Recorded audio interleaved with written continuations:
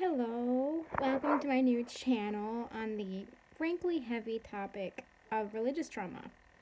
My name is Mary, and I'm definitely feeling nervous about doing this. I could get very much hated on, which I'm also feeling really happy about this because it could add an element of meaning to my life. Being able to help people who have struggled the same way that I have struggled is something that frankly feels right.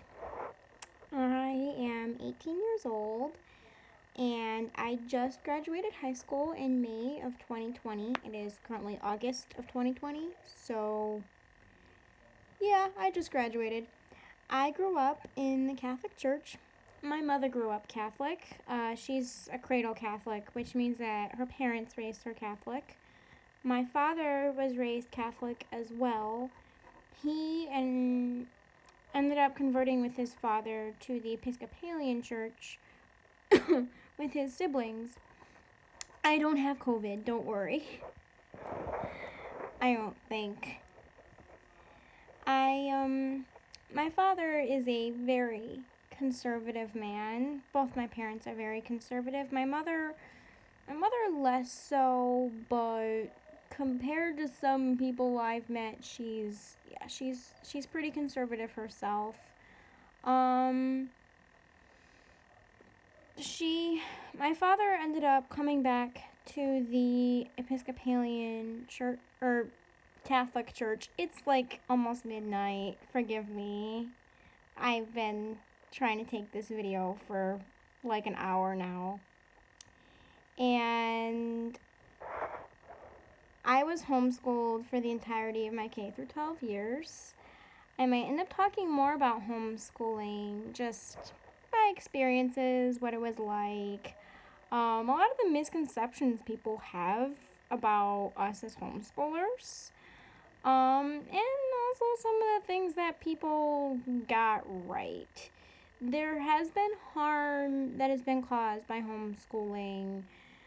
I'm not totally against homeschooling. I might end up homeschooling my own kids, but I do have mixed feelings about it because there was harm involved.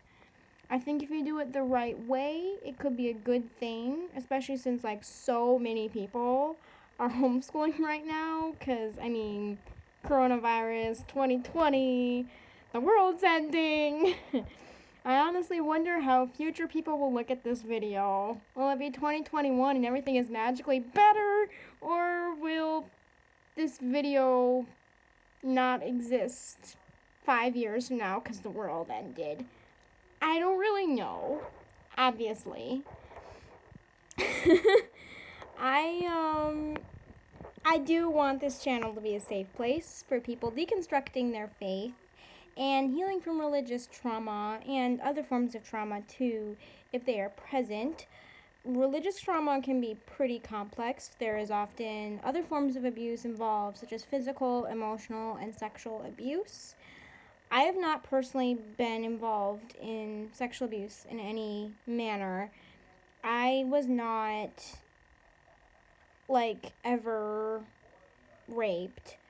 Um, I have seen it as a problem in the church. And the church that I grew up in is, a lot of people know it for the sexual abuse. What's ironic is that it happens in other churches.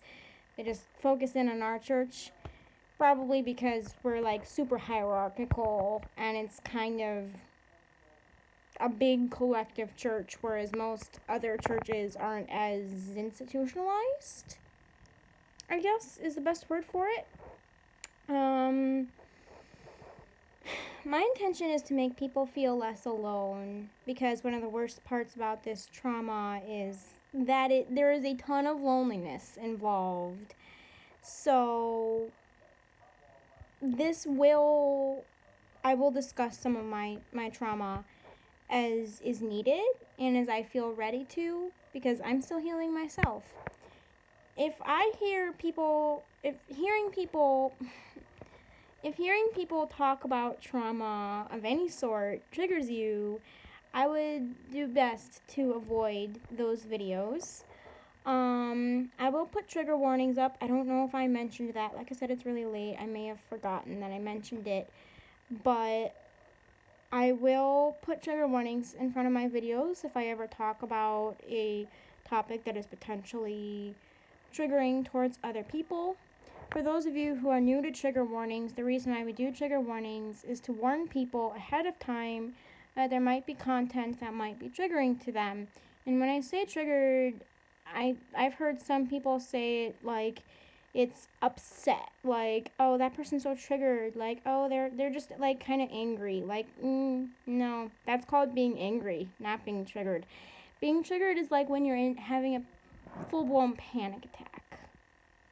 It's like when you're just so, oftentimes it involves flashbacks of many sorts. I don't really feel experienced enough in flashbacks to really be able to talk about it, because I don't even know if I experienced them personally. So I'm not going to really talk about that much, but trigger basically means flashbacks, panic attacks, self-harm.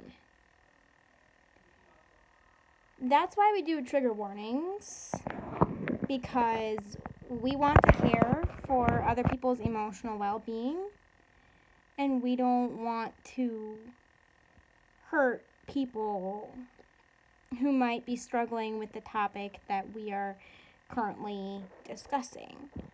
So just a little heads up, because I've heard a lot of people get that mixed up. I doubt many of the people watching would be the type that would get that mixed up, but I've heard it before.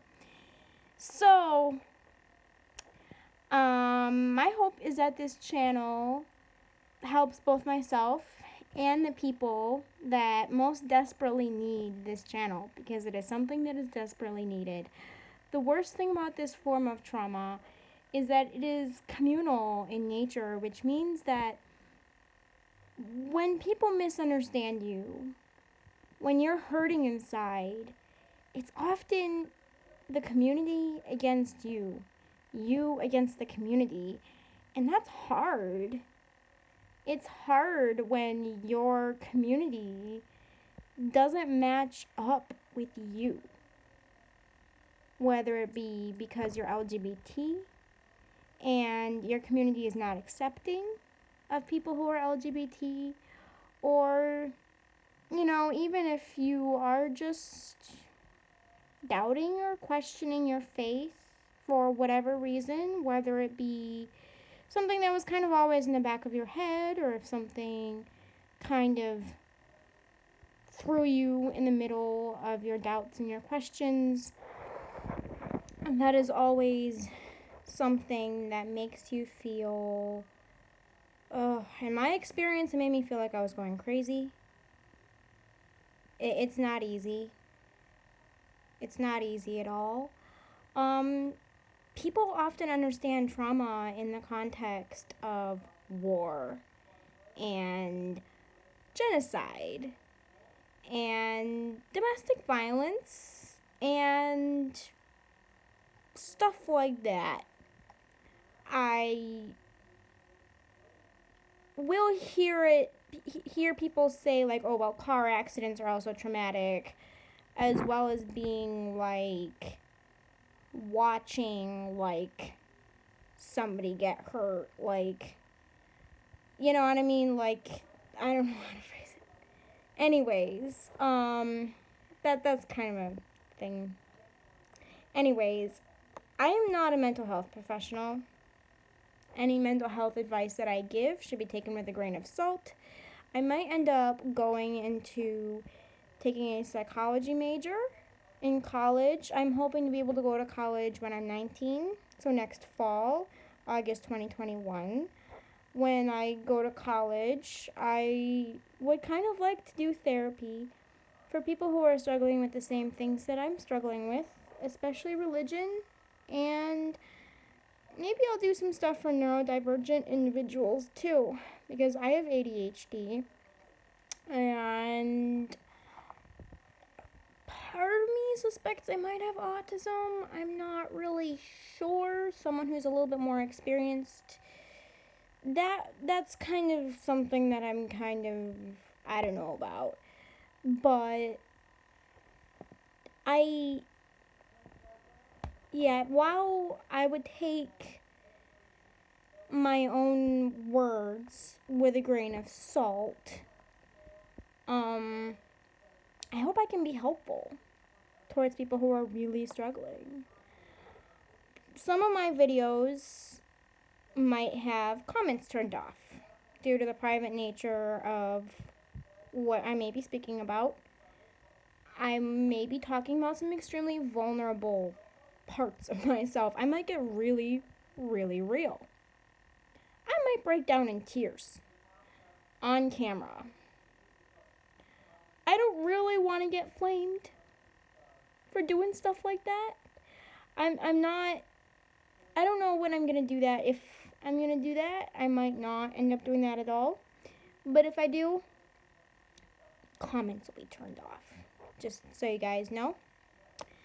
My next few videos, I will probably be discussing things like myself and why I'm doing this.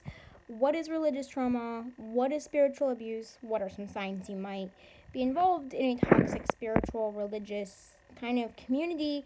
What are some clues that, you need to get help? Questioning and doubting your faith. Talking about the interaction between, like, gender issues and sexuality issues, just things like how women are often kind of kept down in the church, and even in my church, we're not heavily suppressed, and I had a voice, but women are not allowed in leadership positions. And then, there are places where women don't have a voice at all. There are places where women are just kind of there to have babies and serve men. We were basically born to be servants, and I don't believe that personally. I was never really taught that. Like I said, my community was pretty good with allowing me to have a voice. It's just kind of, I always struggled with not being able to have a leadership position in my church, even if I don't necessarily feel called to do that sort of thing. So, I don't know, that's just me. And also just LGBT people who are gay or transgender, who might be struggling with the church telling them that you can't be yourself. You can't fall in love with the person you want to fall in love with. You can't talk about your desires for a romantic relationship without being shouted down and told you have to be celibate, you can't be gay, etc., etc. And how just that sense that you shouldn't be yourself. So, I hope you guys enjoy. I will probably be posting hopefully within the next week. If I don't forget about this channel, I might end up forgetting about this channel. I don't know. We'll see. I probably not. I have ADHD. I forget things. I'm also really nervous. So, peace.